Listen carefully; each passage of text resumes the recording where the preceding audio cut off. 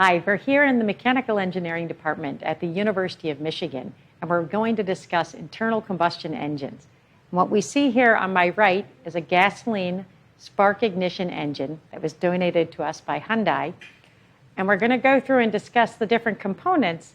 And in particular, I want to show you how you can tell the difference between this being a gasoline engine and a diesel engine. And the first thing that tells us that this is a gasoline engine is this throttle body here. Diesel engines don't have a throttle body. The air is controlled simply by induction into the diesel engine. But in this case, in a gasoline engine, we control the air induction through the throttle body. This is a high source of loss in a gasoline engine, which helps to make the diesel engine more efficient. So we're trying to, in modern technology, eliminate the need for an air throttle body on a gasoline engine. Now let's go through and look at all the way the air and fuel flows through this system. Now this engine has cutaways. So we can see here, this is the cutaway that shows us the air intake into the engine. And we can see there are 4 lines here. This is a 4-cylinder engine. And so everything is done in 4 levels of parallel structure.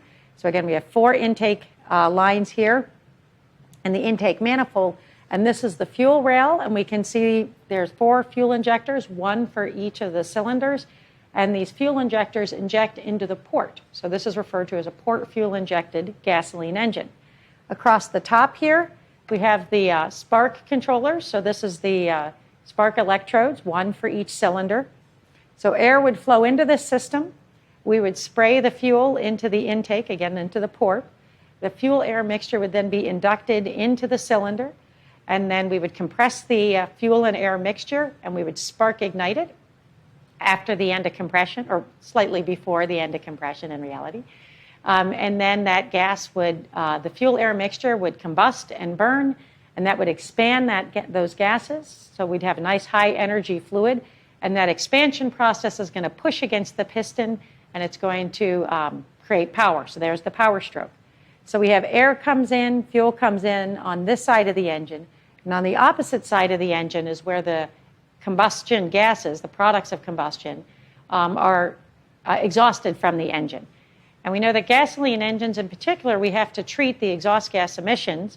So on the back side of this engine, we also have a catalytic converter. Now that catalytic converter is going to convert carbon monoxide, nitrogen oxides, and unburned hydrocarbons so that those air toxics are not emitted into the air. And we can see there's a lot of technology associated with these engines. But the basic thermodynamic efficiencies are governed by the laws that we discussed in class, which is the higher the compression ratio, the higher thermodynamic efficiency of the engine. Now, the catch is that we still need to meet the air quality requirements, which are becoming more and more stringent. And so that's where the 3-way catalyst comes into play. And with modern engines, that catalyst has moved closer and closer to the exhaust valves of the engine. And that's in part so that we can improve the emissions efficiency of that catalytic converter.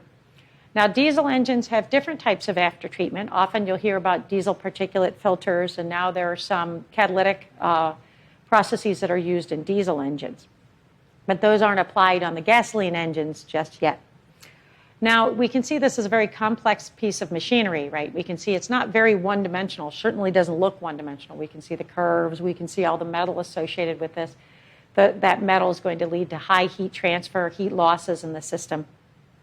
So if we wanted to design an engine, we're going to need a lot more tools than those that we developed in thermodynamics. So we'd need fluid mechanics, heat transfer, material science. So I do encourage you to explore those different technologies and those different the science associated with those different mechanisms. But the basics of the engine performance in terms of the efficiency is governed by what we learned in class in terms of the thermodynamic efficiency. It's all about compression rate.